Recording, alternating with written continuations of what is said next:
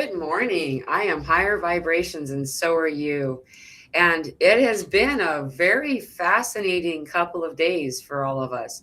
Energetically speaking, planetarily speaking, there's a lot going on right now.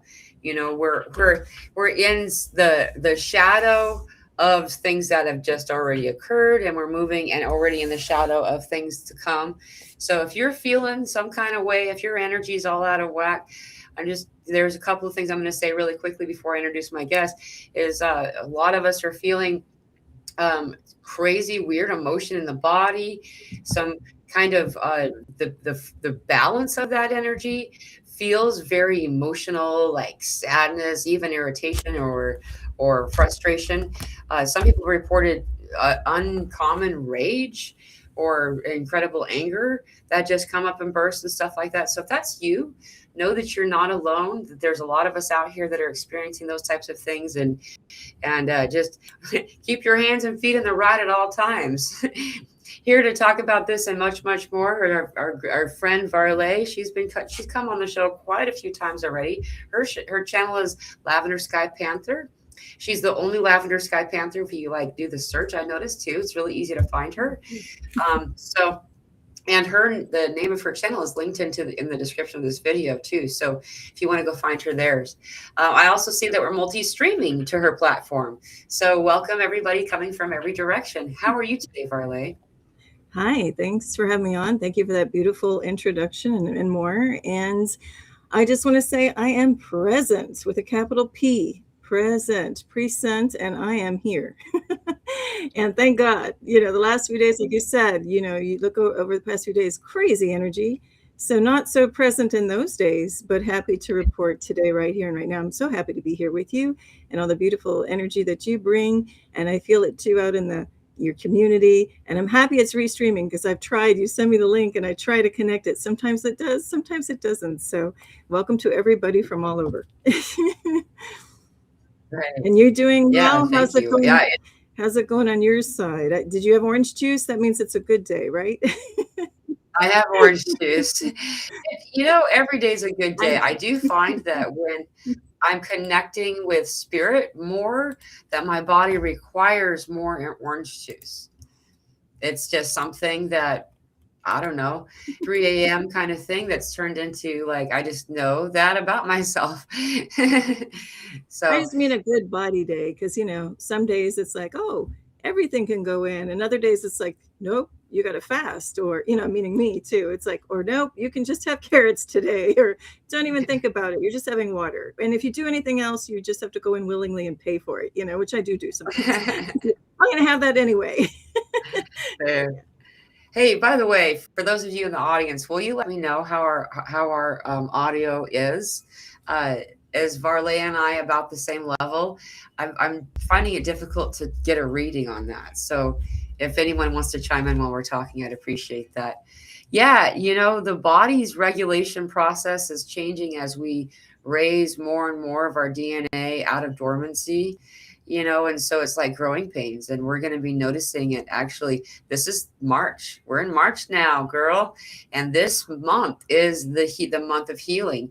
Many people will see it differently than that, because what happens is our bodies begin to respond, causing us to seek out further healing, because we're getting old stuff coming up, and we're noticing the things that were hidden perfectly behind closed doors are falling out of the closet. You know what I mean? Yeah, those hinges are falling off. Yeah.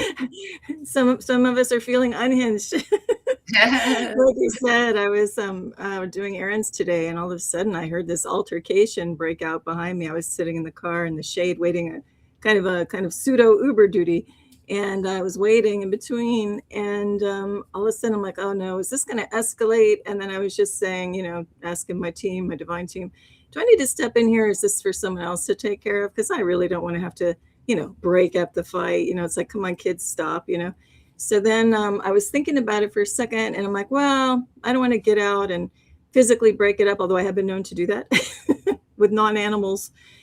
And but I thought, okay, I could just drive around and maybe kind of break up the energy just with my energy. And then just when I thought about it, I looked in the rearview mirror and a police car drove up and went right to where it was. I'm like, thank you. I don't have to do anything. There's a lot of symbolism in that too, is that most of the things that we find happening in our world are better seen through the rear view mirror. Ooh, I like that. I felt Yeah. that. Mm.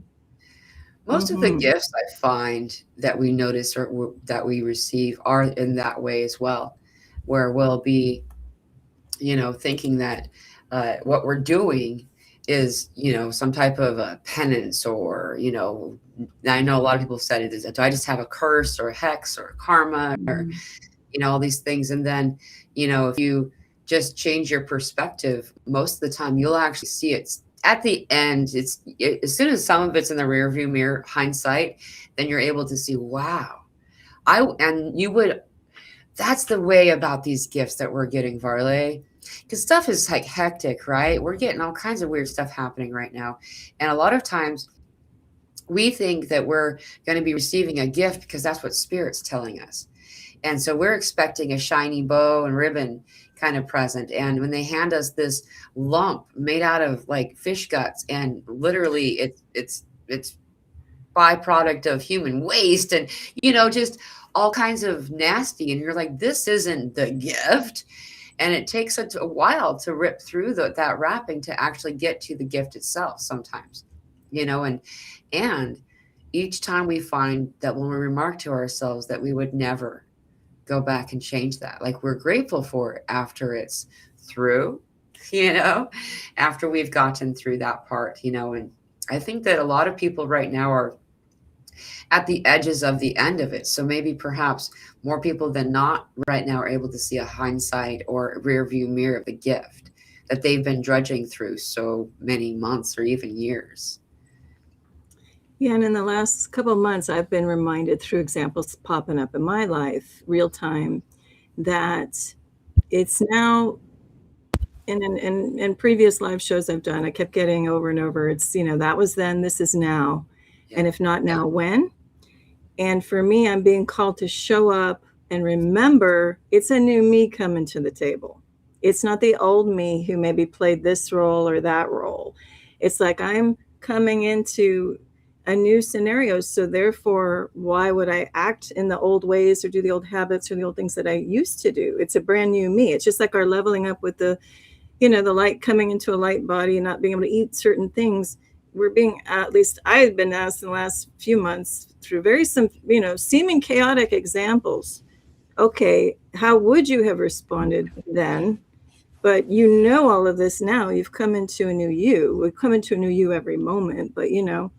you're different now. Like we feel a difference. We feel a huge shift or multiple shifts, right? How many times we say, or I love it when you say on some of your Q&As on the weekend, we just went through 4 timelines shifts. And I'm like, yeah, she's right. So every time we shift, that's why I kind of also said I am present, I am present when we introed, because it's being present with a capital P now. It's knowing we can call in love. I just call it love, or call in loving presence with a capital B. Be with me here now, and we merge. And that's who we are showing up in as presenting. So you just feel the energy. You don't have to see a face even. You just, can feel it through the internet. You can feel it when you're in the grocery store, and you just be you, do your thing, get out if you don't want to be social with people. When I'm out in the community, real people, not AI or virtual, I'm called to be there a while and interact with people. And this, Mila, like 14 years ago, I've been not, I used to be a Jeep owner, not anymore. And I did this before I knew it was the thing, to give little ducks to people. Be a what? Give little squeaky ducks to people when they have a Jeep, a car, a Jeep. A Jeep people, is that what you said? Yeah, JEEP, the Jeep, like. So people who own Jeeps, it's a thing, at least in Florida. I don't know if it's universal, but if you own a Jeep, this is like a culture. They leave a little duck on your window or on your door, and then they line them up on the dashboard. Have you heard of that? No. I assumed they did it all over the US. Maybe it's just a Florida thing. I don't know. But I noticed it. But before, no wonder you didn't know like what I'm talking about. I thought it was just like all over the US. Yeah. But these little like squeaky ducks. But I used to, 14 years ago, I was told to hand out little paper hearts or crystals to people or whatever, just randomly in public.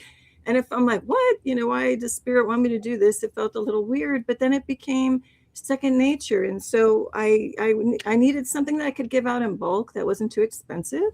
So I Yeah. got these little, organza sparkle bags and got these little rubber ducks, and they also squeak. And so, I go around handing these out, but it's not giving something, it's giving the love behind it. And every Yeah. time that's what the people feel. And I'll get into situations where people are breaking down crying because they just needed to know they were seen or loved, or they were Yeah. in that moment of a hard day. And then this came along and we're smiling, we're hugging. It can be anywhere in public, right? So, Yeah. anyway, my point with all of that is I'm seeing out there, since I was asked to do this 14 years ago.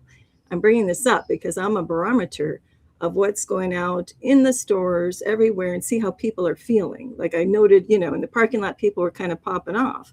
But I've also noted some miraculous things happening. Like on the 3-3 portal, I was drawn to go to this one coffee shop.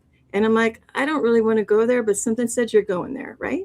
So I go there, and the two girls working there were really sad, and I felt it. And I gave them a duck, and all of a sudden she's like, thank you. We were having such an awful day. You don't even know. And then I look behind me, and two people are waiting in line. I'm like, well, do you want a duck too? And a little squeaky duck for luck. And they're like, sure. And so there's a girl in her 20s, a guy in his 70s. And before you know it, we are all laughing and squeaking these ducks and having the blast.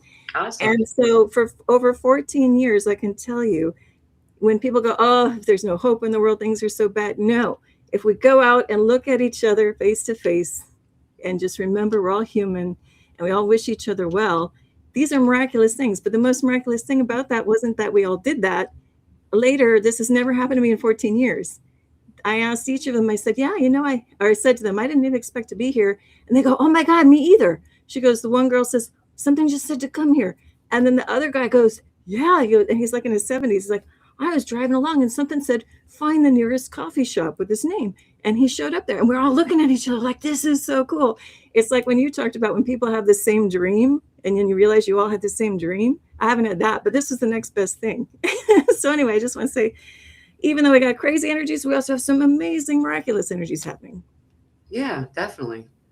And for anybody wondering in the audience, like, so I do what you're talking about, but I don't stick around. Like, I'm not showing up to be social. No, I know. And so, like, you and I are very different on the spectrum of socialness in that way. However, I totally get what I'll do is I'll do a drive-by kind of thing where I'll just be like, pop, and then I'll just run. I'll like not run, but I'll efficiently flow away from them. And like, I don't want to, I'm not there to like invest time. I'm there to say you're not alone and you're seen. And so I'll carry around like a little notebook and I'll just write a quick note like, you're worth something, or thanks for smiling, or just, and then you just hand it to them and then like duck out of there. Get that? I didn't even do that. But I'm pumped. Hey, wait, So that gets a sweet. Hey, oh, it won't. yeah. And so those of you in the audience that don't, it's not even about like, if that's something that you want to do.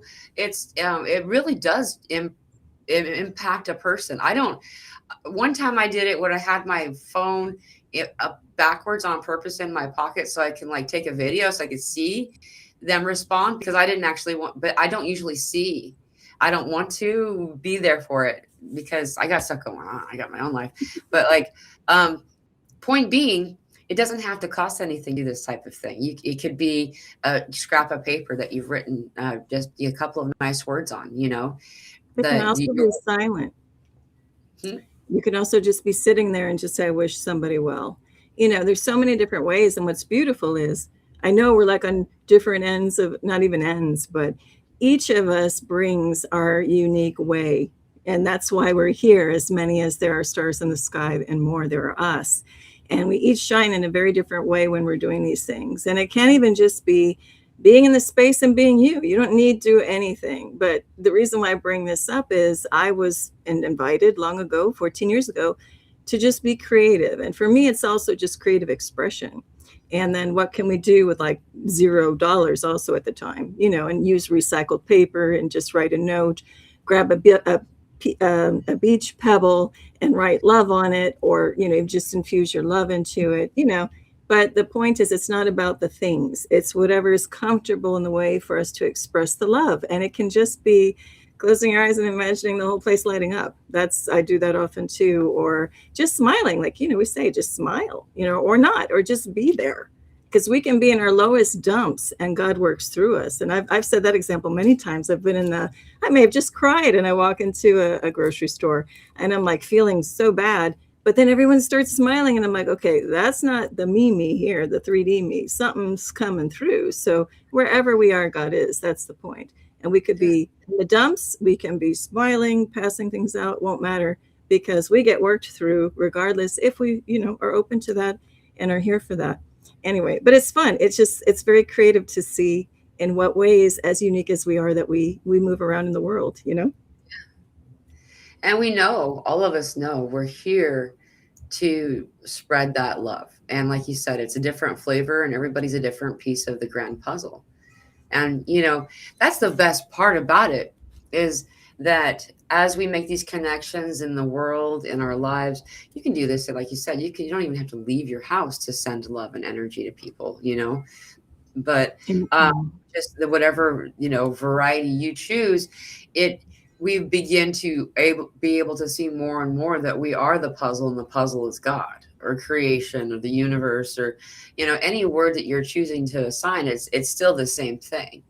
It's this great awesomeness that we are from, and that we are actually. And we begin to more and more see that it's our own eyes looking out from the people that we're crossing paths with. It's beautiful. And as I look in your logo, I keep seeing that shape of the diamond and the trees. I just feel like somebody standing in a creek barefoot, going like this, making that diamond shape out, just receiving the sun and the warmth. And even that is just something to uplift the whole world in that moment. You don't even see an actual person or critter, but the, beautiful energy coming off your trees and your crystals there. You mind if I actually remark on this for a moment? Go for it.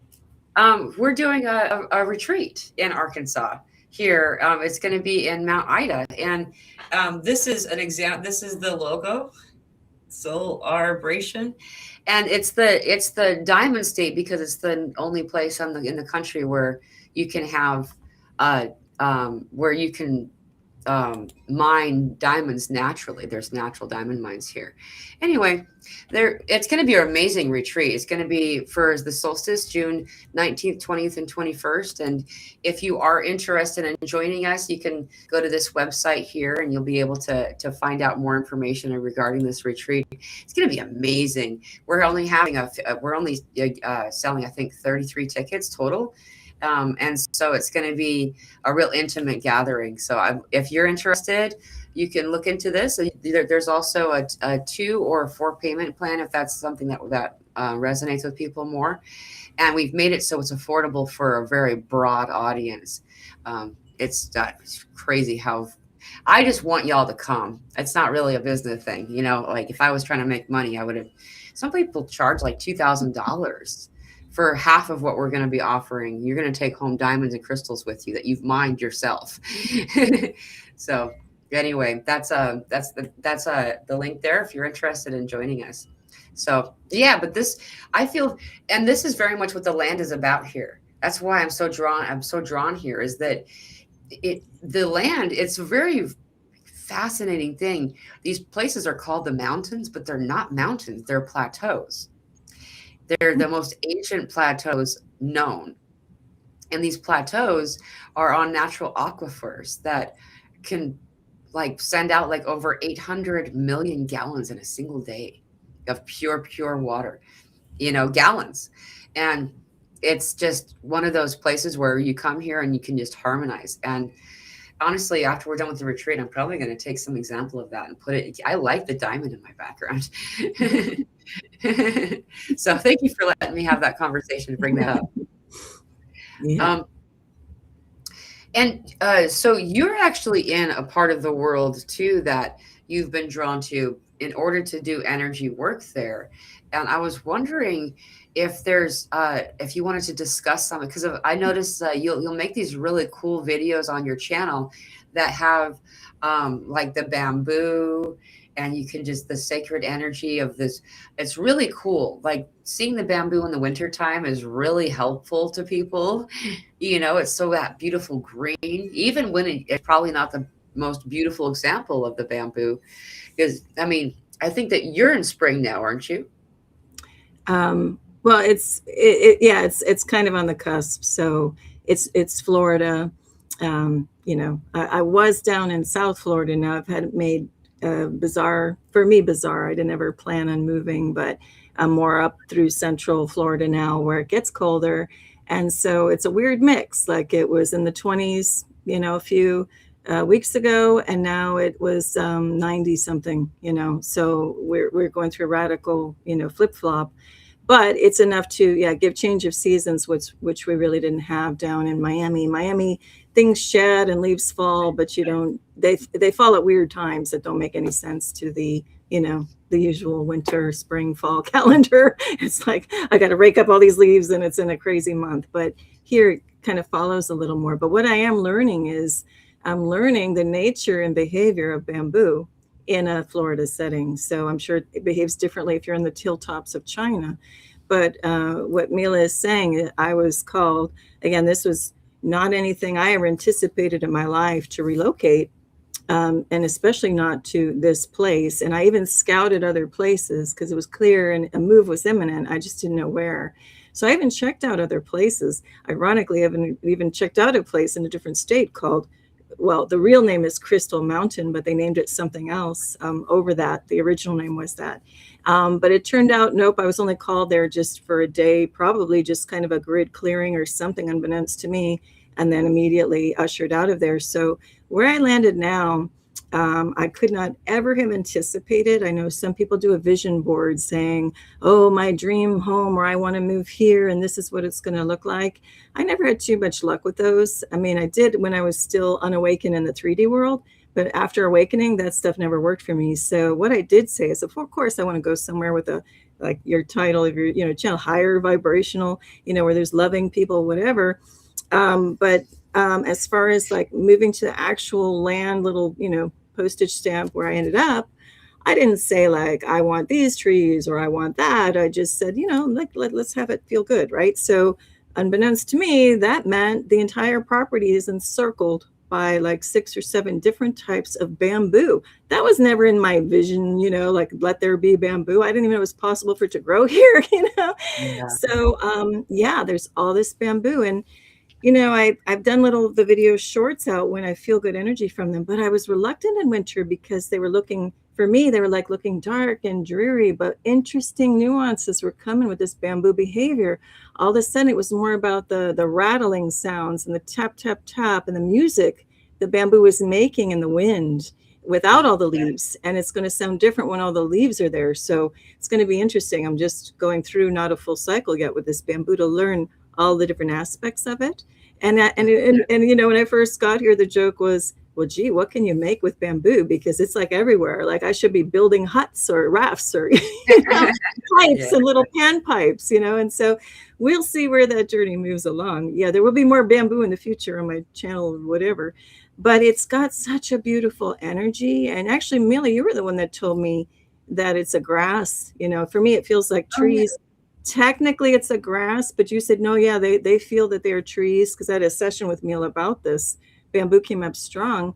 And if you don't mind, what came up in her session was too, that it came through. You're like, oh, that's so cool that you said that bamboo is actually the counterpart to sunflower. Yeah, so just that's right. Yeah, it's just a different representation of it. Yeah. So I found plopped down in here, immediately the word for the property, because of the bamboo, was just sanctuary. It's just so peaceful. Yeah. And the air feels, even air quality is different. It's kind of anomalous because I'm surrounded by the typical homes with a manicured grass yard. And then there's this like wild forest. To me, it's wild forest. You laugh, it's not a forest. We're still in the suburbs. But it feels like all wild and jungly. There are vines and things. And it's just so funny, the contrast. So I'm like, yeah, of course I'd end up here. And Right. even the previous person living here kind of passed the baton and said, okay, now you're the guardian or keeper of the land, which I thought was a very interesting way to phrase it. So I'm like, oh boy, I'm really supposed to be here. Yeah. So I haven't gotten into it. Like I've been clearing things here and there. So coming up on the horizon, I'll be more out in the nature because I haven't had time to really properly introduce with the elementals or whoever's here on the property and the other dimensions. But I know they're there and I feel it, and I'm really looking forward to a lot of fun things with that ahead. Yeah, that's super exciting. Yeah. And it's not bamboo growing is, or let me say it differently. It's not common in your area to have bamboo. Bamboo is not a normal, like it's a really rarity. This, and I find it to be incredibly high frequency bamboo, you know, and especially when you're honoring the land that you're on and drawing that grid line from the crystal mountain to the residence you are now, is you drew the energy. It looks like an arc when we do grid work. Lots of times it looks like, so the reality plane is here, and then there's actually arcs that go above ground and below ground. There's actually an arc that we just resolved. We I don't know who were all there. There was a bunch of us that kept going back, and you start to get familiar with the energies. It was like sometimes it was astral, in between astral and remote viewing kind of things, and the arc between Tibet and Sri Lanka. There's supposed to be one above ground and below ground. Like all of the arcs that we create in the grid work, we don't usually see below because below's been already established though, and we're just reestablishing it. Though the one that was linked between Sri Lanka and Tibet had been broken, and so we were resolving that energy by the kind of energetic grid work that we were doing. You can do grid work from home is the point, you know, like, and so when you go to a location, you draw that energy back to the next location. And then that doesn't then drop it only at the location you've arrived to, because that's also a location you'll depart from. So you take the energy that you collected there to this next place. It's kind of like the best way to look at it energy wise is drops of different colors of paint, is that you don't like leave it behind when you make a mark. You also carry it with you, as well as leaving it, you know what I mean? Yeah, it makes a lot of sense. And I know you mentioned once, I haven't done it yet. I want to do it. And I'm sure maybe some people out there have done it or want to do it too, is, get the map and draw lines to anywhere you have ever been. And if you've never been out of your city, just even blow up closer into the city map and draw the lines of everywhere you go daily in the city. And then, obviously if you go overseas or whatever. And then also, I was thinking about that. Yeah, including the sea, including the ocean, if you've taken any ocean trips. So, and then look at what the pattern is doing. So I'm going to commit to doing that. I keep saying I'm going to do it. I haven't yet, but I'm just fascinated by that because what you're saying, the traces. And now that you're talking about the energetics, the arcing over and under, I do have serious direct ties spiritually to Tibet and Sri Lanka. So it's so funny you mentioned that, those two. Yeah, cool. And then also in our astral travel, that'd be another fun thing because I was taken directly to like a tunnel entrance to inner earth in Tibet and a very powerful astral travel experience that I've talked about before in connection with a Presley Bluestone. Actually, I was drawn to put that around my neck today, which normally I don't. And I was drawn to put all this on. I normally don't do it. I've had no crystals on me, nothing for a while, but I've been drawn to put the Presley Bluestone. That's the stone inside the inner arc of Stonehenge, okay, that comes from Wales, Presley Hills, and then the kukui nut from Hawaii, and then like some lava. So I got a mixed bag today, but I just like, I feel like throwing these on. That's awesome. Yeah, it's very interesting that came up, and like the importance of that. Where, by the way, do you know what an arc mile is? I'm curious what that is. They're not answering. No, but it was funny when you said arc. I kept hearing Arkansas because Yeah. where you're gonna have your stuff. Audience knows what the word arc mile is. I put my phone away, but Spirit mentioned when you were speaking about the arc miles and in answering my question regarding the grid work. So anyway, I think that's supposed to be a word that might activate somebody more than needing to go into it further. There's also a question, by the way. Here, Amanda asks, "Do you seal your bamboo with anything, trying to preserve like sunflower, like she does sunflower stalks?" Ooh, nice. No, I haven't. For me, it's just any time that I cannot use a preservative, that's what I just do. But if I were to prepare it for something, and you would need something, then yeah, I guess you would just do like a light clear coat of something. But no, I don't. No. Okay. Hmm. There's a lot of people talking about the different types of bamboo that they use. Ooh, Trina says that my bed sheets are bamboo, and then cool. Lizzie here says I have bamboo face cloth. Like that's really, Wow. it's just, I know that there's a lot of versatility to it, though your bamboo isn't, you don't harvest it, because right, there's not a lot of extra Right. baby shoots to it. Yeah, I haven't harvested it yet, although I found out something very fun. I was out just, well, first of all, things sheds like more than like a Persian cat. I mean, the leaves shed all the time, so I'm always raking them. But as I was raking it, the piles, the older, and I've said it before, to me, it's a different kind of Reiki, is when you're raking, it brings up the energy through the body, and I love it. But as I was raking it, even the, we got to be punny. It's Friday too, right? So not that I need Friday to be an excuse, but it's extra fun. But the leaves, they were, compacting, and I know you could make a wonderful paper. That was coming to me like this would be awesome for paper or reusable plates. You compact it and mold it and fold, whatever. But also, what was really cool for me, because I've never been in the presence of, all this bamboo like now, is some of it was dying. And I'm like, oh, I got to learn how to cut it. So here I'm like looking real quick. How do you cut it? Do you saw it? Do you whatever? And then I found something that says, no, use a machete. So I happen to have a machete. I've never used it. So I'm like, okay, guess we're going to learn how to use a machete, to hit this stuff. So I'm looking at that. But also, there were some stalks that were really dried out and dead. And I'm like, well, I don't want to have to cut it, And if I do have to cut it, I do everything with honor. So I would talk to it and say, hey, I need to harvest you now. Is this okay? Do you mind if I do it this way or with this tool, or you tell me what you want me to do? I believe in very much respecting them as actual beings, sentient beings. So I was looking at this one stalk and I'm like, wow, it's really, it leaned on a fence is what happened. It got my attention. So I'm like, well, I better address this. So I went to go lift it to see how heavy it was. And it's really long, like it's like 30 feet long. So then I go to touch it. And it was so easy to lift it. It's not like it's heavy because it's hollow. But then I noticed it started coming along with me, and I looked down at the root, and when they're totally, I'm just saying this because I'm in childlike wonder because I haven't had bamboo before. Anyone else who knows this probably like, yeah, no duh, but I'm like, I'm trying to lift it a little, and it just came out of the ground like pulling a straw, like if a little kid just put a straw in sand, and it just comes with you right out, all intact. It was dead, right? Like it was. Yeah, it was like brown. If it's a little green, it won't. But I'm like, this is so cool. I just have to pull it. Yeah. I haven't pulled a sunflower. So is that the same thing? So once the sunflower's dead, like it's easy. Actually to pull it up while it's still alive, it's really quite an undertaking. But after it's dead, it just falls away just really easily. So Just same comes thing. up. Yeah, same thing. Interesting. By the way, when I got arc mile, when you were talking about grid work in the ocean, and Trina says arc mile is a nautical mile, and they were showing it like a arc like this through the ocean, and I didn't know what that meant. So thank you for that, Trina. There's a lot more to that too. So that's going to be coming up. Go ahead. That's deep.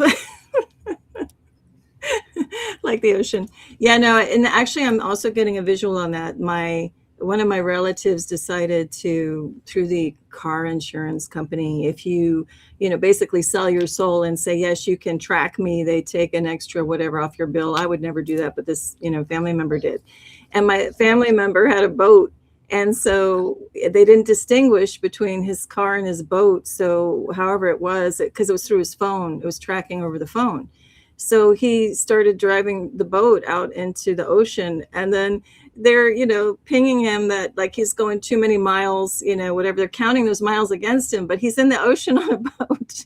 So It's just crazy how I'm like, what? How do they know you're out on the boat? And then I realized, oh, it's over the phone, right? So I thought that was just so weird. Yeah, through GPS, everything is like maybe too much trackable, right? But Yes. yeah, that image of, I remember seeing on his phone, like, they've got you tracking out over the sea, you know? That's crazy. Yeah, there's way too there's so much of that stuff right now. You know what, by the way, there's a tomorrow. Oh, so today we have a conjunction of Ceres and Eris. So Ooh. Ceres, that series. Oh, that one. Yeah. Um, and so that's also known for being connected with the change of the seasons. This is the goddess of harvests and grain, also the mother of Persephone, and often related to specifically Persephone and having to do with all of that pomegranate seed, Hades story. Then tomorrow we have a Venus, Saturn, Neptune conjunction, and then Mercury's at solar conjunction. So there's a lot. And Neptune is ocean. Neptune is Poseidon. That's why I brought that up. I even thought to look. I'm like, oh, where I know Neptune was doing something soon, and that's tomorrow. So Oh, and for the 7th for the northern hemisphere, the 8th for the southern hemisphere. tomorrow I'm supposed to have access to some really incredible big telescopic equipment with a amateur astronomy club, but they're not more amateur. I'd say they're like leaning professionals. So, and some astrophotographers and stuff. So hopefully it's not cloudy, so I can, check some of that out. Yeah, yeah, it's gonna be really cool if you can. I'm sending clear sky energy to you. Thanks. Yeah, Yeah. that's so much fun when you get the chance to do that. I took a couple of classes just to have access to their telescope. I remember No, that when it's I was in incredible. college. And when you Yeah. look at some of the nebulas, they have certain names for them. Like, I'm trying to think if I can remember. Like, there's the Bubble Nebula. There's one called the Walking Girl Nebula. But when you zoom in and look at them, like the scientific community, astronomical community will have like a different name for it. So, like, they see an elephant right in there. But I look at it, I'm like, oh, holy crap, that's the outline of like a humanoid. Like, so it's so funny to see what Yeah. one classification is, and when you use like your spiritual looking at it, it's kind of fun. Like, what we would name it would probably be something different than what they have. Right. Right. That's interesting. Yeah, it's super fun to see. And like some of those things, it's like, man, I can totally see why they say that. Other times you're like, that's a sword, huh? Like, okay. We have to unsee what we know and then like see what they see, and then Yeah. I did, like, I'm like, oh yeah, okay, I see the elephant, but I'm like, but don't you see this? And they're like what we were doing, they're like, but they were like, oh yeah, I see it, okay. It's kind of funny. Oh, and speaking of space stuff, you and I were exchanging stories. You have been to a space center, and I've been to a space center way back, right? Yeah. Like, Do I you don't know want if to you went. share more about? I was going to add really quickly. Trina Yeah, no, go says for it. this is really useful. So, one arc mile equals 1 minute of latitude, which is 1/60th of 1 degree of latitude. A speed of 1 nautical mile per hour is 1 knot. So it's the arc mile knot. And then not. There's something here into that. Like There I always think is. to myself, "Where's Elsa?" You know what I mean? When I see stuff like this. But do you have anything that you want to add to that? You're welcome to. No, but not is really catching my attention. And I'm sure if we look, deeper into that, and especially the sound of it, the homonym part of it. So it's Yeah. not, it's a not. There's just much more to it when we've got the word that has multiple meanings by the sound. Like here, that's not like you not to do that. Yeah. I don't know, when we Sell, keep sell, talking. Yeah. sell. And when we keep talking about the arc mile, for me, it's taking me to Bermuda. I'll just say that. That's the visual I'm getting, is Bermuda and the triangle. But yeah. But no, there It's is funny. something there. It'll come up. It'll come up. I was Mhm. thinking when you were talking about the different like constellations and stuff, what I usually will notice is all the triangles, Yeah. and you just mentioned that. Like that's what I usually see, or because there's so many triangles, and if you look at them, if you pull back, they look kind of like the bigger background below and above our screens right now, like that background is what it looks like to me. And then it goes back to this, because then you have the grid that they place on the globe to tell us that that's real. And like kind of segues back into what we were going to get ready to talk about is what Lyra says is the arc mile is an arc for the curvature of the earth. And it also, you know, uh, begs the question, why do they have such a redundant thing in the language except for to kind of convince somebody something's true? Like I've noticed that, like, because I entered school after everybody else. I didn't start school till I was in ninth grade. And I just noticed the programming that they'd all experienced before I got there. And the way that they kind of like convince you something is by repetition and making you say it. Don't forget, don't forget, don't forget. Those words are, or remember, remember. They'll have them in certain things like, just going to hint at the Twin Towers thing for just a second because we're not going in a different way. But like those kinds of things, they uh, make sure we keep it in repetition in our minds to accept a reality that is clearly more and more being clear and put out there as clearly not what we are being taught, right? Not exactly the reality. For instance, have you ever noticed that every time a rocket goes into space, we're calling it space because that's what they call it. Every time it goes into space, it always arcs, and that makes no sense. Like it doesn't, and it's not even that it's arcing it, to direct its course. It's arcing just at the same distance every time. That if you followed that perspective from an angle, you would actually see this rocket going back and into the ocean rather than into space itself. And, you know, oh, I don't even remember who that was anymore. There was like Katy Perry. I think that's the person's name. There was like three like model people. Oh, you have an image of that. Yeah. Will you pull back a little bit and then Oh, up? sorry. I can't see. Yeah. Okay. There you go. So So this is this is Artemis 1. And actually I'm thinking Artemis. But yeah, so they're just showing that that's the curve, the things drop in the ocean. And actually I witnessed it. I saw Artemis 1 launch from, several hundred miles away. And it was like a big flare ball coming up. And then it did arc over, petered out level. And then I couldn't see beyond it going out into the Atlantic Ocean. So yeah, it's interesting. yeah. Time and time again. That's what we see, Yeah. right? And did you see that example when it didn't arc? It didn't arc, but once it reached it, not very much farther than the rockets usually will begin to arc, or at the point that they're clearly arcing already. Um, it went up a little bit higher than that, and it actually looked like it hit something. Oh It no, looked like I it didn't hit see that. something. Yeah, um, I didn't grab any examples or clips to show any of these things because who knows what direction conversations are going to go. But there are a couple of different examples that are out there, but they keep repeating the same footage that was captured. Clearly, you can tell that it's not AI. You know what I mean? Like, Right. um, and it seems to it looks like something slamming into water Hmm. and then Okay. being pushed back by the water itself. Like it didn't actually get through. And you see most of the examples uh of here we go. You actually have some in here. Do you Yeah, I mind if think I I pull have. up some of Yeah, I have your other images? printouts. If you don't find it, I have other printouts. Maybe I can grab it quick if I didn't give it to you.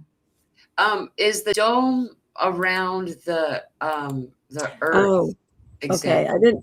I didn't put it there, but I came prepared. Thank you. Yeah, I think I did. Yeah, this you often show this picture here, right? Yep. There's a really good example of it.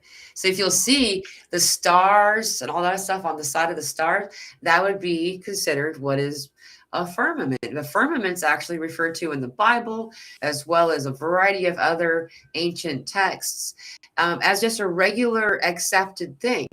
And then it wasn't until it wasn't until Hollywood that we started to accept this globe kind of example. And another thank you.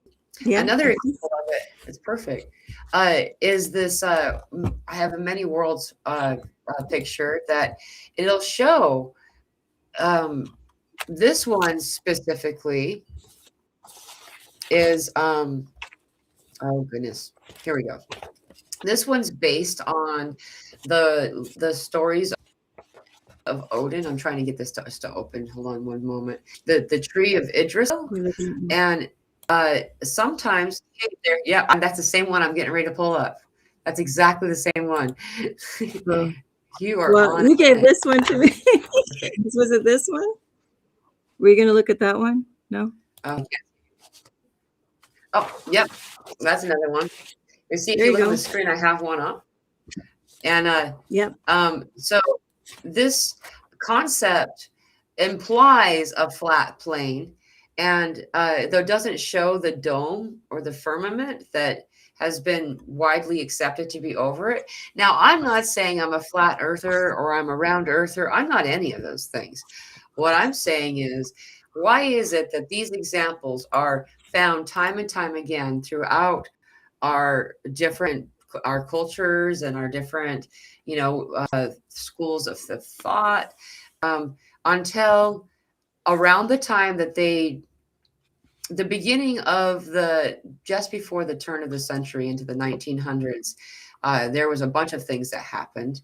And one of those things was they made it illegal to own a Bible that was produced pre 1818, if I'm not mistaken. I think it was later than that, like 1840 or something.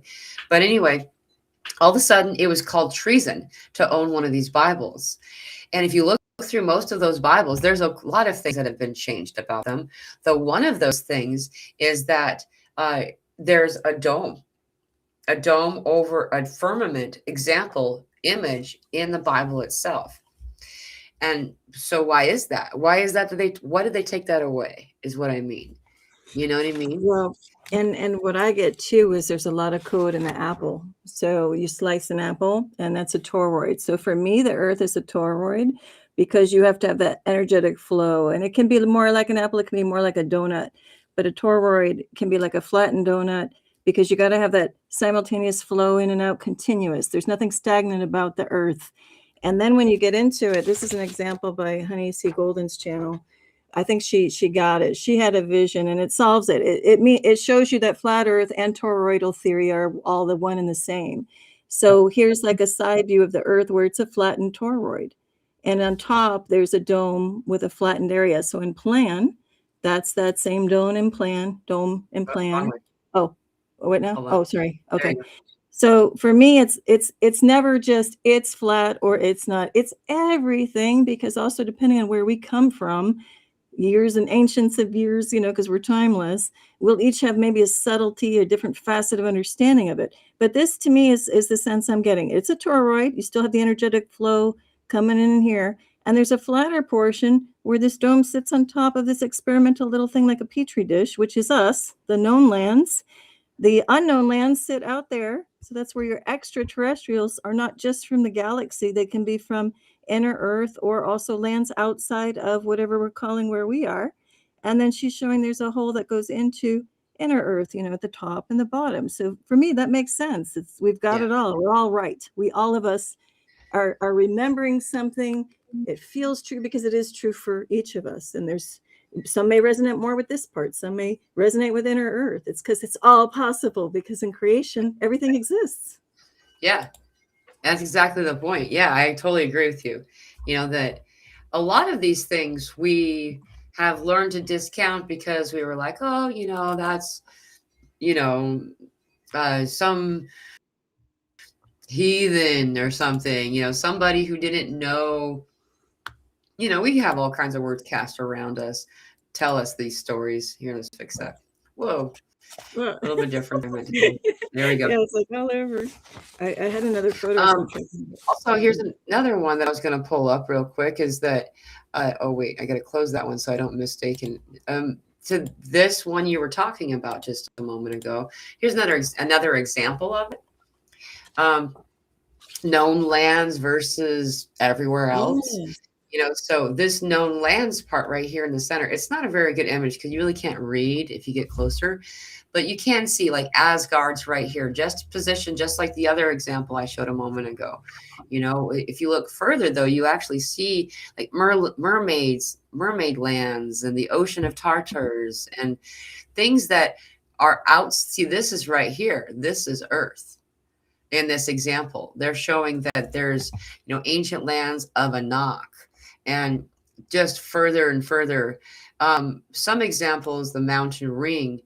See, and if you get the ice wall story, though this one doesn't show that, I know that there's 4 ways out and they're the 4 corners. They're the perfectly aligned 4 corners. It's not like they're showing here, but this is close enough. Talos, the Hades Bridge.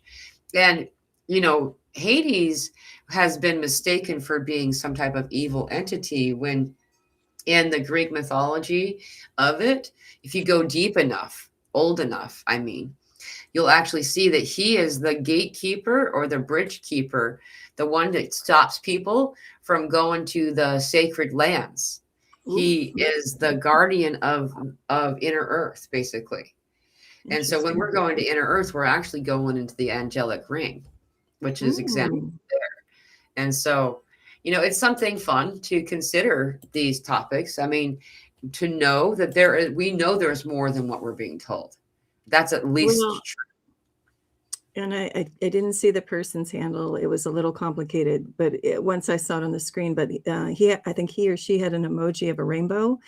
And that's another one of those examples, like you're saying, why is it hammered into us over and over to make sure we got it by rote memory that it's Roy G. Biv, right? And when you talked about the Bifrost, the connector rainbow from the Midgard and all of that, the rainbow, we know it's more than just reciting those colors and that there's probably infinite amount of colors, but just not in our visual frequency range right now that we see, right? Yeah, sorry. I don't know how to say her name either. It's not really her name either. Okay. I just it looks like Zildjian alchemist.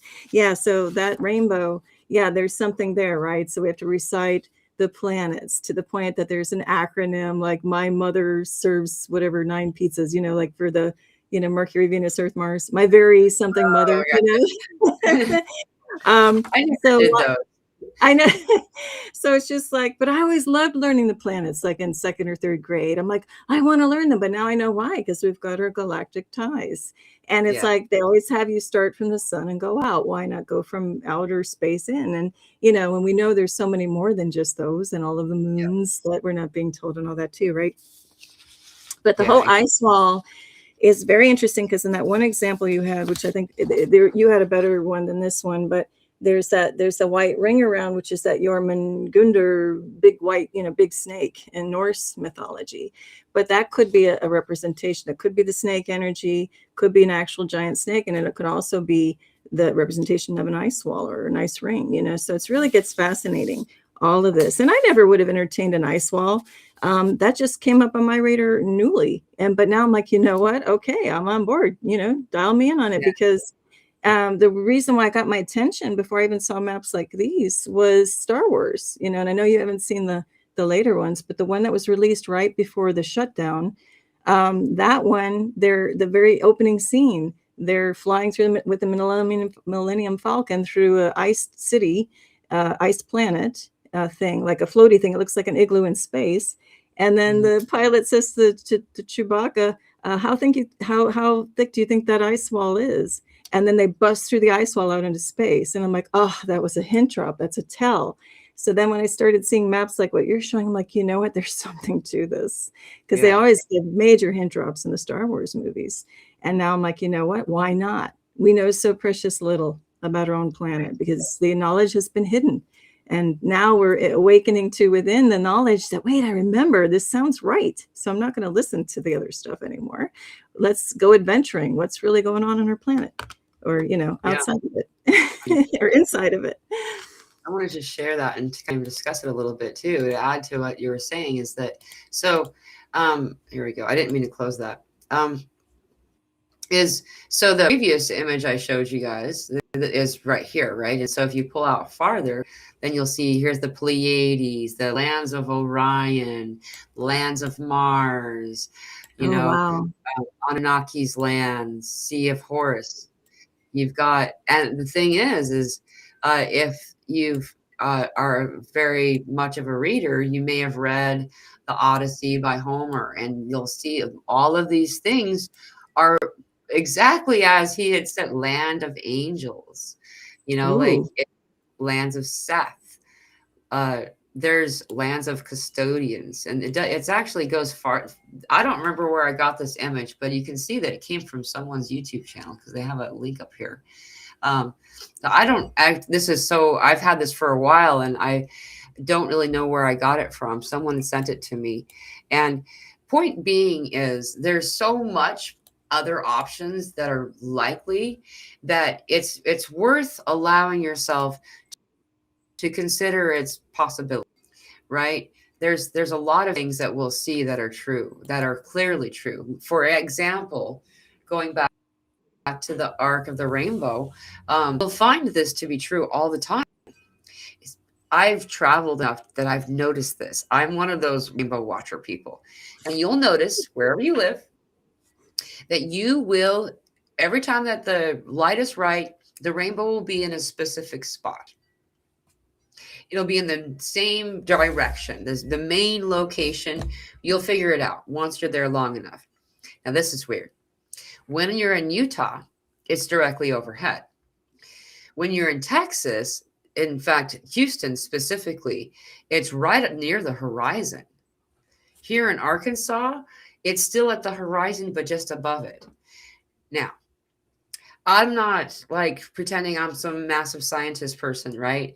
However, if you put a glass bowl, a dome over a light source and create the rainbow, it will do exactly as we're talking about, based on the position of the viewer and the water fractals.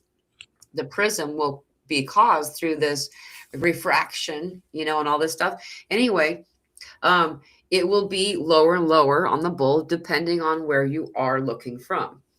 People in Australia and New Zealand have also reported the rainbows are very low to the ground, and the more inland in the inland. So it's like Utah seems to be, for some reason, by my measurement, because I'm not a worldly person, but by my measurement, northern Utah, it looks like it's the middle of the bowl.